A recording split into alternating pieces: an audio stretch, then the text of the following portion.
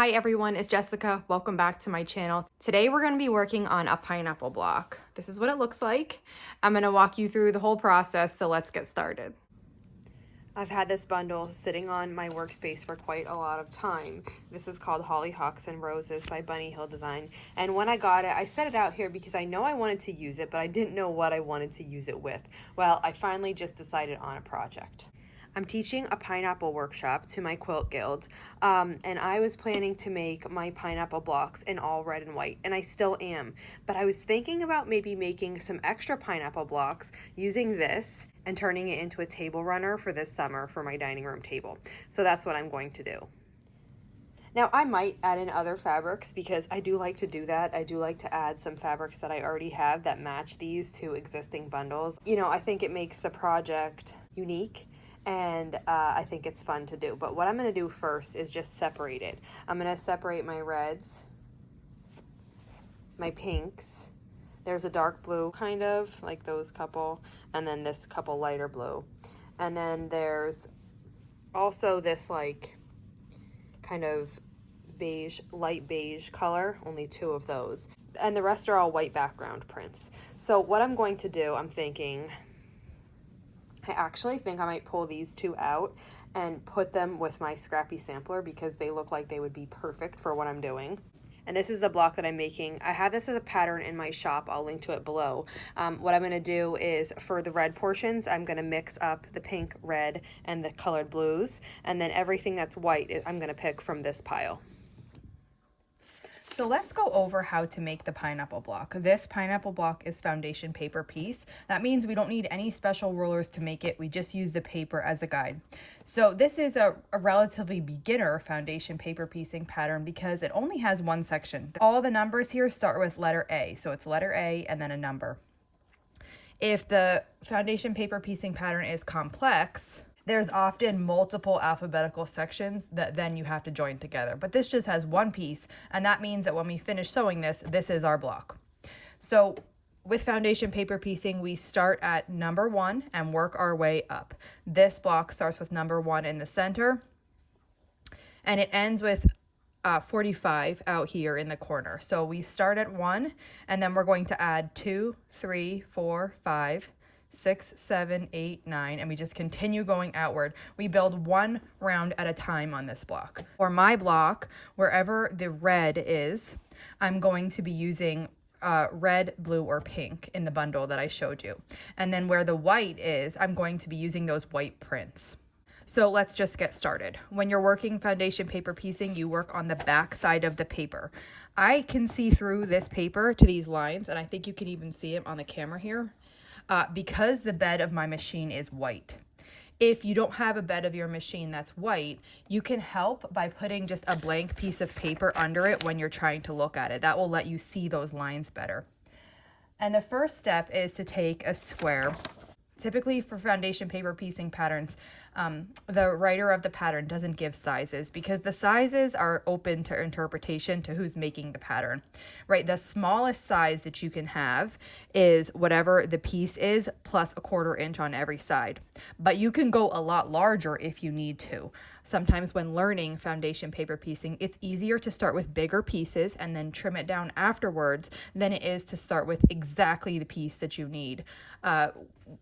Like I said, this is a relatively beginner block, and the folding is very simple on this. Once you'll see when we get going. On the complex patterns, the folding can be a little bit difficult. So starting with a piece that's a little bit larger makes sense. But my first piece, my center piece, is the smallest that we can go for this because we need to have a seam allowance around it. So what I do is I look for A2, which is right here. I'm going to turn it around so it's at my top. And then I take my piece and I fold it backwards so that I'm lined up with the line between A1 and A2. And again, I can see this because my machine bed is white. If you can't see it on yours, try that piece of paper underneath. The other thing you can do if you're struggling with it like that is actually hold the fabric in place and then fold on the line from the outside. Then when you open it back up, the first piece will pop around, but once you have stitches, that won't happen. When you open it back up, then you just match those two creases, and that crease in this is the crease that we're going to sew on. And the reason I do that is because it helps place the next piece. Here I have my next piece. This crease is where we're going to actually sew. So my piece needs to go about 1/4 inch above that crease. Now you just hold everything in place, trying not to move it. Come over to your machine and sew on this line between A1 and A2. Now, when you're doing foundation paper piecing, you usually decrease your stitch length. And what that does is it helps perforate this paper so that later when we need to take the paper off, we can do it easily. So I start stitching. I like to back stitch at the beginning and end of my sewing. Not everybody likes to do that in foundation paper piecing, so I would encourage you to just try and see what works for you. If this seam allowance was bigger than about 1/4 inch, I would trim it. It's not, so I'm gonna leave it. I'm just going to finger press this open right here. And now we're going to move on to A3, which is here. So I'm gonna put A3 at the top so I know where it is. I'm gonna fold back, making the crease of where we're going to sew. Then I'll take my next piece and I'll go 1/4 inch above that, hold everything in place and flip it over, and then sew on that line next to A3.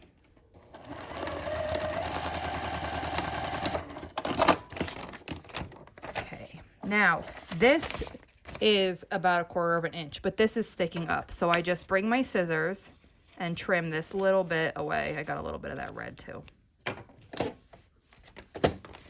Okay, now when we finger press this open, we have 2 of our pieces around the center on. We have 2 more. So A4 is here. I'll put that at the top so I can see it better. And then I just fold it. That's my crease. So my next piece needs to go 1/4 inch above that. And this block is very repetitive. The beginning is a little bit tougher because the pieces are very small. That might feel a little fussy because these pieces in the beginning are small. I usually just trim these threads every now and then. I mean, technically you don't need to, but they do start to bother me sometimes. So usually after each round, I'll trim them. So now I fold again to the back, trim that little excess off, and we have 1 more piece in this white round.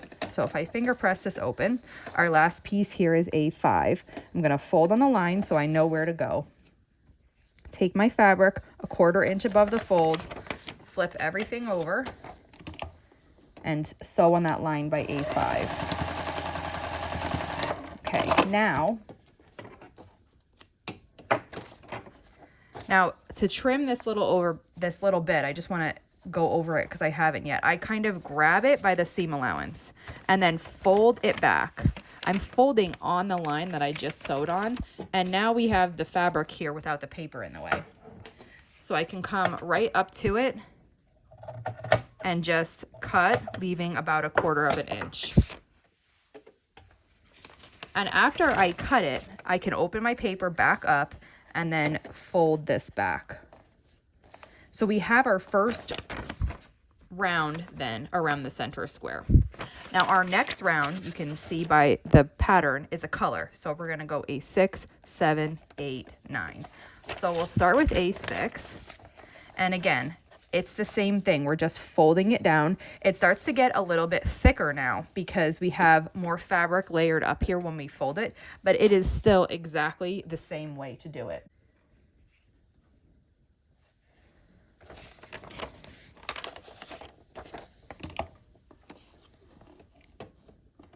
And I forgot to finish my thought before. I was saying how in foundation paper piecing patterns, you often don't get how to cut the fabric. It's just left up to the maker.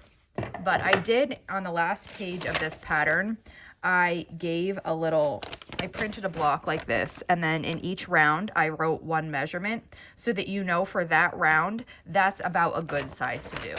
If you want to make it bigger than that, you absolutely can. You can always go bigger, but that's the size that I have cut my fabric out to make this, and I find that that works pretty well.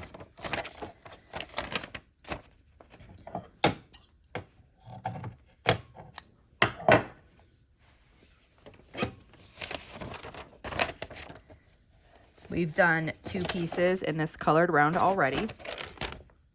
We have 2 more to go. So I'm repeating the process by folding it on that line, so I know. The reason I fold on the line is because it helps me with the placement of my strip. I kind of like came up with the folding because when I was trying to do this beforehand, it's hard to remember where that little line is. So I thought, oh, if I fold it, that's going to mark it for me. And then, you know, I'll know where to put it. And since then, it's just, that's how I do it. And I really, really like this method. So we're on the last one of this round. And if you stay exactly perfectly on the black line as you sew, you will have perfect points, a perfect block. I mean, it is okay. You know, it does happen where sometimes you go a little off the line and you're still going to be pretty close to being accurate. But if your points are coming out not exactly perfect, like, let's see. This one. See this one? I went a touch under that line. Just a touch. So that point, this one, is not exactly perfect. But I'm okay with that.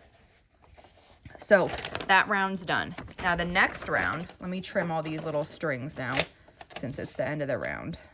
Okay, so now the next round is 10, 11, 12, and 13. And this is a white round. So I'm just going to fold back. Now we're working on a diagonal instead of a straightaway. So I fold back and do the same thing. And when I'm placing that, I'm kind of trying to center it. You can't see, and I do think that comes with practice. But what you need to be doing is, see how I have this? When I open it, we need to make sure that piece I just put completely covers A10 and goes a 1/4 inch beyond this way, a 1/4 inch beyond here, and a 1/4 inch across the top. We already sewed the bottom, so that 1/4 inch is already built in. So it can be hard to tell exactly where your piece is. Now, if I flip it over, I can see that this is roughly where it is, okay? So that means I need to have a 1/4 inch from here, a 1/4 inch from here, and then a 1/4 inch above. So when I fold this back, I need to be a 1/4 inch above it. You kind of get the hang of the placement with practice, but when I say you want it in the center, so I fold it back, and I know I can see the center right here. In this round, there's a point. As you start going, your points get cut off. That's the look of a pineapple on purpose. So it's not always, you can't always tell by the point being there. But I know that where I crease this is my center. So I want to just roughly put this centered left and right so I know that I'm getting good coverage on the shape on the other side, which here it's A11. And if you're just starting with foundation paper piecing, that takes practice. So just be patient, you will get it. If you sew it on and it's not covering, you just unpick it and start again, and it's totally fine. We're on the last piece of this round, and our block is growing. It always feels really nice to me to see these blocks grow because it just looks so pretty as they get bigger and bigger, and you get to see each round once it's put on. So I have this side to trim.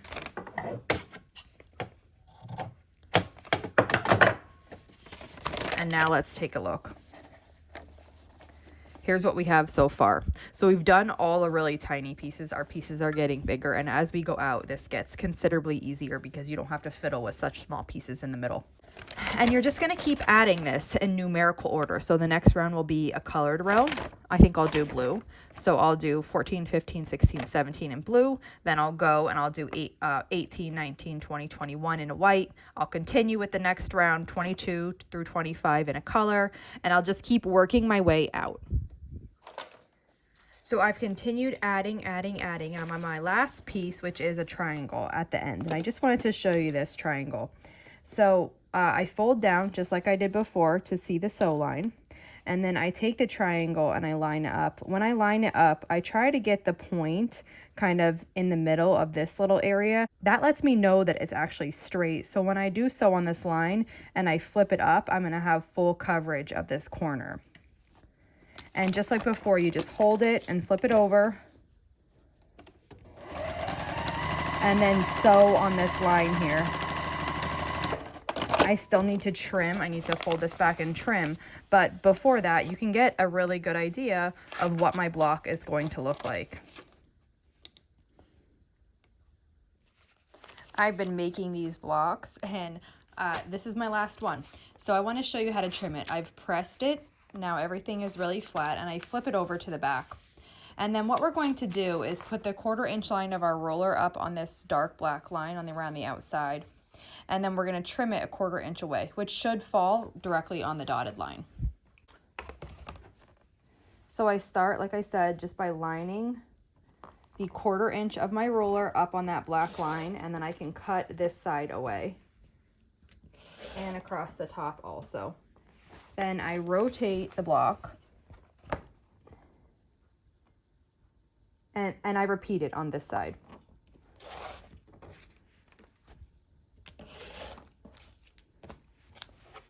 And now the block is trimmed to size.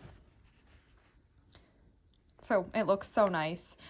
The next step is to take the papers off. So you can sew your project together with the papers on. I usually do take my papers off, but I do wait until right before I'm ready to assemble.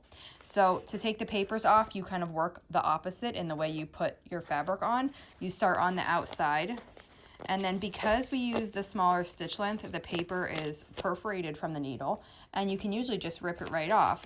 So I can go right around the outside here and just remove the 4 corners. And once I have the 4 corners off, then I can take off the next set. So this will be freed up now from having the corner removed, and then I can pull this off. And you'll just continue doing that until all your paper is off. And once your paper is off, then you can sew your project together depending on what you're making. I'm gonna do the table runner from the pattern, which is, it's linked below, Pineapple Party. And so I'm making the table runner size. I think I'm even maybe gonna go a little bit shy of that size, just so it fits nicely on my table. So I'll continue taking the papers out of this, and then next time we'll come back and I'll show you how I'm assembling my table runner and what it's going to look like. That wraps it up for today. Here is one of the pineapple blocks that I made. I hope you give this block a try. It looks really difficult, but with the papers, it's actually relatively easy, and they're super fun to make, and it's really exciting to see each one be finished and how they look. So thanks for following along, and I'll see you back here soon.